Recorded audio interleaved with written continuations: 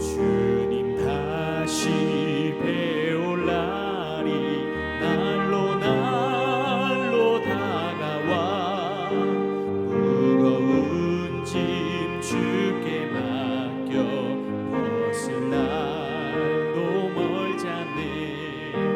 나를 위해 예비하신 고향 집에 돌아가 아버지의 품 안에서 영원토록 살리라.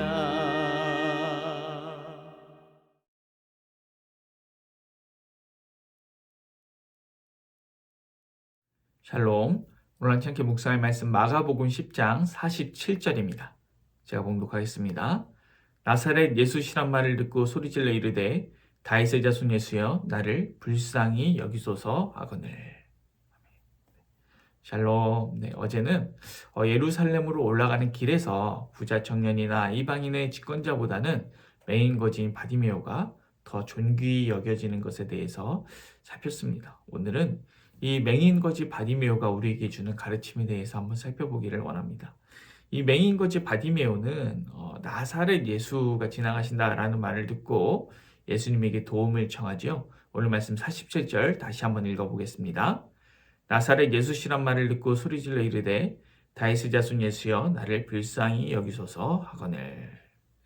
바디메오는 예수님께 자기를 불쌍히 여겨달라고 하고 있습니다. 예수님께서 세 번째로 죽음과 부활에 대해서 말씀하시는 건 앞뒤로 앞에는 부자 청년 곧 한 사람에 대한 말씀이 나오고 뒤에는 바디메오에 대한 말씀이 나옵니다. 그래서 이 예수님의 죽음과 부활에 대해서 예고하시는 것을 감싸고 있죠. 이것을 조금 쉬운 표현으로는 샌드위치 구조라고 부르는데 예수님의 죽음과 고난에 대한 세 번째 예고를 둘러싸고 한 사람과 바디메오를 비교 대조함으로써 이 예수님의 죽음과 고난이 어떤 의미가 있는지, 예루살렘으로 올라가는 길이 어떤 의미가 있는지 더 강력하게 설명하는 그런 장치입니다. 즉, 바디메오와 한 사람을 비교하지 않으면 예루살렘으로 올라가는 길의 의미가 선명하게 드러나지 않는 것이죠.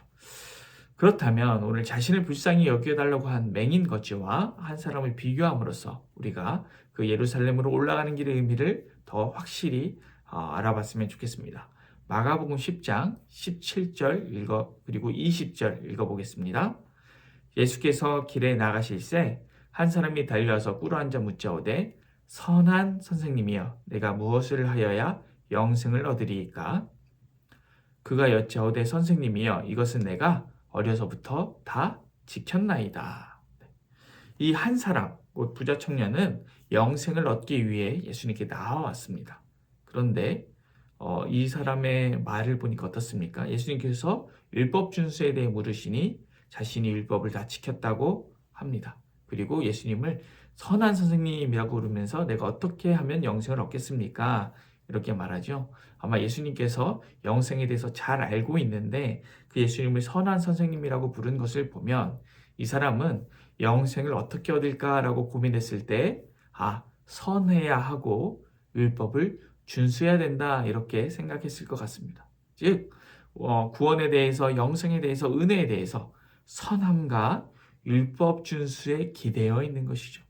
그렇다면 바디메오는 예수님의 도움을 구하면서 무엇에 기대고 있습니까? 오늘 말씀 47절 다시 한번 읽어보겠습니다. 나사렛 예수시란 말을 듣고 소리질러 이르되 다윗의 자손 예수여 나를 불쌍히 여기소서 하거늘. 바디메오는 나를 불쌍히 여기소서라고 외치고 있습니다. 즉 예수님의 성품과 긍휼에 기대고 있는 것이죠. 여러분 우리는 신앙생활을 하면서 주님께 무엇인가를 구할 때 무엇에 기대고 있습니까? 가끔 우리가 열심히 신앙생활하고 또 주를 위해 헌신하고 헌금생활도 열심히 하고 봉사도 열심히 하고 신앙의 연수도 꽤 찾아보니 우리가 그것에 의지할 때가 참 많습니다.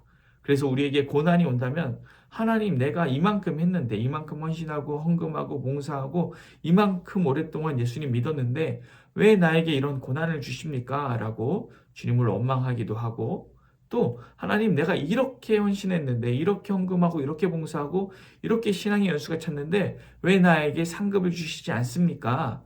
이런 생각이 들 때가 솔직히 있는 것이죠. 그런데 이런 모습은 바른 신앙이라고 할 수 있을까요?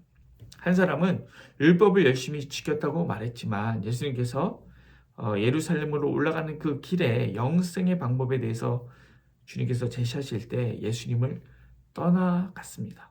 자기의 소유를 팔아 가난한 자들에게 나눠줄 수 없었기 때문이죠. 그런데 바디메오는 어떻습니까? 바디메오는 이 사람과 달리 예수님과 함께 자신의 신앙에 대해 어필할 수 있는 것이 아무것도 없습니다. 바디메오는 돈도 없고 또 몸도 성치 못하고 또 우리가 잘 알 수 없지만 아마 율법을 잘 알지도 못했을 것이고 그래서 잘 지킬 수도 없었을 것이기 때문입니다. 당장 오늘 하루 내 입에 풀칠하기도 어려운데 어떻게 율법을 배우고 또 맹인인데 어떻게 율법을 배우고 지켰겠습니까? 우리의 모습 또한 마찬가지입니다. 우리의 신앙 연수가 오래되었고 또 봉사하고 헌금하고 헌신하면 우리가 하나님께 무엇인가를 요구할 만한 것을 쌓은 것일까요? 우리가 만약에 그렇게 생각한다면 우리에게는 마가복음이 제시하는 제자들이 가진 미성숙한 모습, 그러니까 십자가의 길, 예루살렘으로 올라가는 길보다는 로마의 군사대로에 어울리는 모습을 하고 있는 것이죠. 이 한 사람이 예수님 앞에서 자신의 소유를 팔아서 가난한 자들에게 줄 수 없어서 근심하고 떠났을 때 베드로가 한 발언을 기억하십니까? 마가복음 10장 28절입니다. 베드로가 여짜와 이르되 보소서 우리가 모든 것을 버리고 주를 따랐나이다. 자신의 선함 또 자신이 한 것에 대해서 어필하고 있죠. 또 야고보와 요한도 예수님께 무엇인가를 굉장히 당당히 요구합니다. 10장 35절입니다. 세베대의 아들 야고보와 요한이 주께 나와 여짜오되 선생님이여 무엇이든지 우리가 구하는 말을 우리에게 하여 주시기를 원하옵나이다. 제자들이 오랜 시간 예수님을 따랐기 때문에 배를 버리고 아버지를 버리고 주를 따랐기 때문에 무엇인가 예수님께 요구할 만하고 또 자신들은 그 한 사람과 같지 않다고 생각하는 것이죠.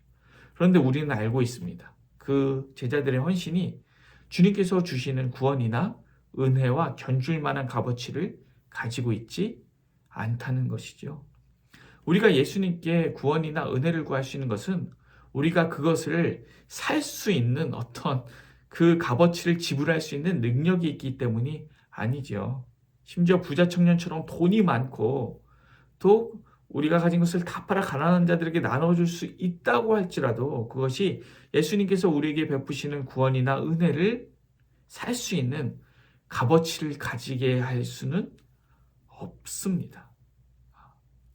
왜냐하면 구원이나 은혜는 하나님의 성품이 선하시고 예수님의 긍휼이 크시기 때문에 값없이 자격 없는 자에게 선물로 베푸시는 것이기 때문이죠. 오늘 바디메오는 그 사실을 잘 알았는지 몰랐는지 모르겠지만 그 예수님의 성품과 긍휼에 기대어서 은혜를 구하고 있습니다. 오늘 우리는 이 바디메오에게 배웠으면 좋겠습니다. 오늘 우리가 쌓은 공로가 주님이 주시는 은혜에 비할 수 없는 정말 하찮은 것임을 깨닫고 우리가 쌓은 공로에 기대는 것이 아니라 우리 예수님의 성품과 긍휼에 기대는 그런 신앙이기를 소망합니다. 우리의 선생님 바디메오가 그랬듯이 우리가 이 십자가의 길 위해서 예루살렘으로 올라가는 길 위해서 우리의 공로를 의지하는 것이 아니라 예수님의 긍휼을 의지하는 그런 신앙 갖기를 소망합니다. 오늘 하루 하나님 앞에 기도하고 살아가면서 우리가 하나님께 은혜를 구하게 되는 때든 혹은 하나님 나에게 왜 이런 고난을 주시나요? 이런 고백을 하게 되는 때든 하나님 나의 어떠함이 아니라 주님의 긍휼로 우리가 은혜 얻기를 구하고 또 이 고난이 지나가길 구합니다. 이렇게 기도할 수 있었으면 좋겠습니다. 기도하겠습니다.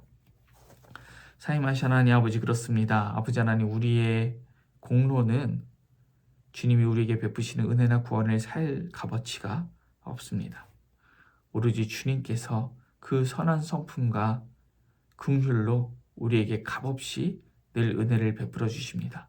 주님 우리가 우리의 인생길에서 어떠한 일을 만나든 주님의 성품과 긍휼을 의지하여서 기도하고 구하고 그것들을 사모할 수 있도록 인도해 주시고 나의 공로 또 자기 의를 가지고 살아가지 않도록 역사하여 주시옵소서.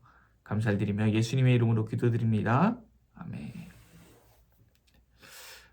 오늘 도구기도는 노인복지센터를 위해서 기도하겠습니다. 노인복지센터를 통해서 하나님께서 이루실 일들을 위하여서 그리고 그 준비되는 과정을 위하여서 기도하겠습니다. 이어서 기도하실 때 교회를 위해서 기도합니다.